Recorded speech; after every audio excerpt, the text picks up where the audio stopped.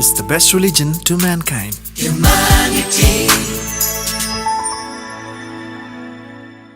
ಮೂಡುಬಿದ್ರಿ ಮೂಡುಮಾರ್ನಾಡು ನಿವಾಸಿ ಸರಸ್ವತಿ ಪೂಜಾರಿ ಅವರ ಮನವಿ ಹ್ಯುಮ್ಯಾನಿಟಿ ಸಂಸ್ಥೆಗೆ ಬಂದಿದೆ. ಅವರ 24 ವರ್ಷದ ಮಗ ಸ್ಪೆಷಲ್ ಚೈಲ್ಡ್ ಆಗಿದ್ದಾನೆ. ಅವನಿಗೆ ಪೀಡ್ಸ್ ಸಮಸ್ಯೆ ಕೂಡ ಇದೆ.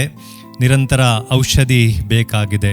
ತನ್ನೆಲ್ಲ ವೈಯಕ್ತಿಕ ಕೆಲಸಗಳಿಗೆ ಆತ ತಾಯಿಯನ್ನೇ ಅವಲಂಬಿತನಾಗಿದ್ದಾನೆ. ಸರಸ್ವತಿಯವರ ಗಂಡ ಹೋಟೆಲಲ್ಲಿ ದುಡಿಯುತ್ತಿದ್ದರು. ಅವರೇ ಕುಟುಂಬಕ್ಕೆ ಆಧಾರ ಸ್ತಂಭವಾಗಿದ್ದರು. 3 ತಿಂಗಳ ಹಿಂದೆ ಅವರು ಅನಾರೋಗ್ಯಕ್ಕೆ ತುತ್ತಾಗಿ ಸುಮಾರು 1.5 ತಿಂಗಳು ಆಸ್ಪತ್ರೆಯಲ್ಲಿರ್ತಾರೆ.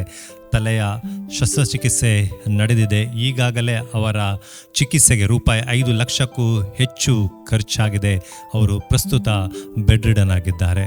ಸದ್ಯಕ್ಕೆ ಅವರು ಯಾವುದೇ ಕೆಲಸ ಮಾಡಲು ಅಸಾಧ್ಯವಾಗಿದೆ ಮತ್ತು ನಿರಂತರವಾಗಿ ಇನ್ನೂ ಕೂಡ ಅವರ ಚಿಕಿತ್ಸೆಗೆ ಖರ್ಚಿದೆ.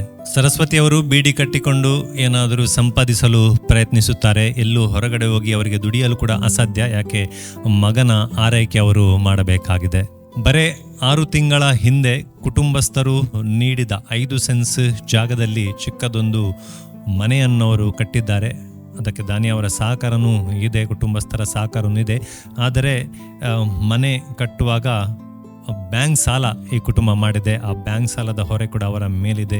4 ಲಕ್ಷಕ್ಕೂ ಹೆಚ್ಚು ಬ್ಯಾಂಕ್ ಸಾಲ ಇದೆ. ಹ್ಯುಮ್ಯಾನಿಟಿ ಸಂಸ್ಥೆ ಅಶಕ್ತರಿಗಾಗಿ ಡೊನೇಷನ್ ಕೂಪನ್ ಯೋಜನೆ ಆಯೋಜಿಸಿದೆ. ಯಾರಾದರೂ ದಾನಿಯವರು ಕನಿಷ್ಠ ರೂಪಾಯಿ 500 ದೇಣಿಗೆ ನೀಡಿ ಈ ಕೂಪನ್ ಖರೀದಿಸಿದ್ದಲ್ಲಿ ಹ್ಯುಮ್ಯಾನಿಟಿ ಸಂಸ್ಥೆ ಅಷ್ಟೇ ಹೆಚ್ಚುವರಿ ಮೊತ್ತ ಸೇರಿಸಿ ಈ ಕುಟುಂಬಕ್ಕೆ ಹಸ್ತಾಂತರಿಸಲಿದೆ.